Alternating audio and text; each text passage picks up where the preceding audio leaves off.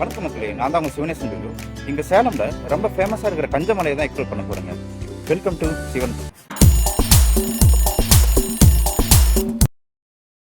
கஞ்சமலை இது ஒரு இயற்கையோட அதிசயங்க. சேலம் நியூ பஸ் ஸ்டாண்ட்ல இருந்து 16 கிலோமீட்டர் தூரத்துல மேற்கு திசையில இந்த மலை இருக்குங்க. கடல் மட்டத்துல இருந்து சுமார் 1643 மீட்டர் உயரத்துல இந்த மலை இருக்குங்க.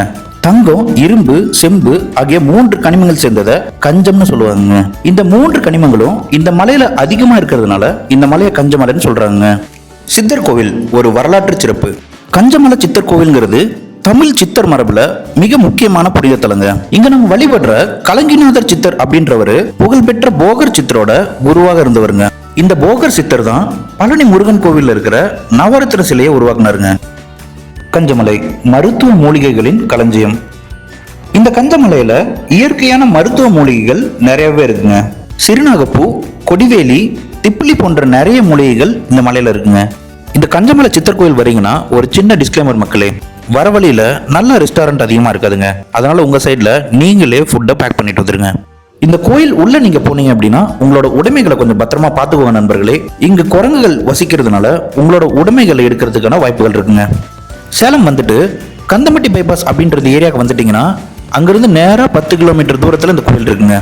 இந்த சித்தர் கோயில் வந்தீங்கன்னா கண்டிப்பா நீங்க என்ஜாய் பண்ணுவீங்க மக்களே. இந்த கோவில்ல என்னெல்லாம் ஆக்டிவிட்டிஸ் இருக்குன்னு பார்க்கலாம் வாங்க. மக்களே, நம்ம கிட்ட டிசைனர் இல்லாத காரணத்தினால இந்த சேட் ஜிபிடி காரங்கிட்ட ஊற்று தண்ணி குளியல்னு போட்டு போடுறானா நான் எவ்வளவோ போராடிட்டு மக்களே, வெற்று தண்ணி குளியல் தான் போடுறாங்க. இந்த கோவில்ல 4 கிணறு இருக்கு நண்பர்களே. இந்த கிணறு ஃபுல்லா பாத்தீங்கன்னா மலையில இருந்து ஊற்று வழியா வந்த மூலிகை தண்ணீர் ஃபுல்லா இருக்குங்க. இந்த கிணத்துல நீங்க ஃப்ரீயாவே குளிக்கலாங்க.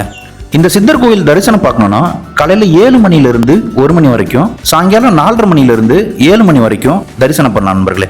இங்க இருக்கிற குரங்குகளுக்கு நீங்க வாழைப்பழத்தை இந்த மாதிரி உணவா கொடுக்கலாங்க.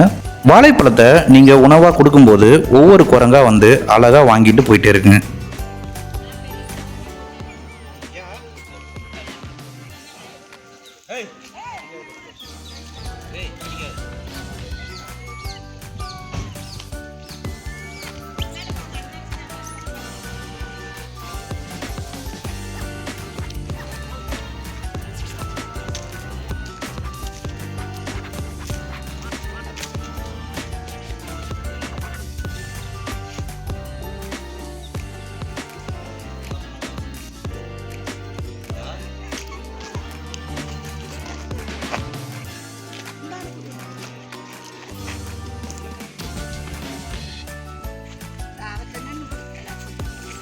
அதான் 4 பழம் தான் இருக்கு.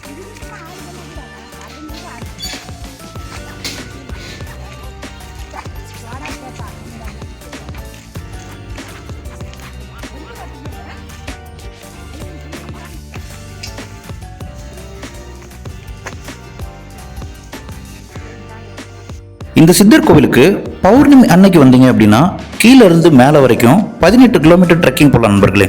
கீழே இருந்து மேலே வரைக்கும் போகிறதுக்கு டைமிங்லாம் எதுவுமே இல்லைங்க. பகல் டைமை சூஸ் பண்ணி வந்தீங்கன்னா பெஸ்ட்டாக இருக்குங்க. அதுவே சித்ரா பௌர்ணமி அன்னைக்கு வந்தீங்கன்னா லட்சக்கணக்கான மக்களோட சேர்ந்து பயணிக்கலாம் மக்களே.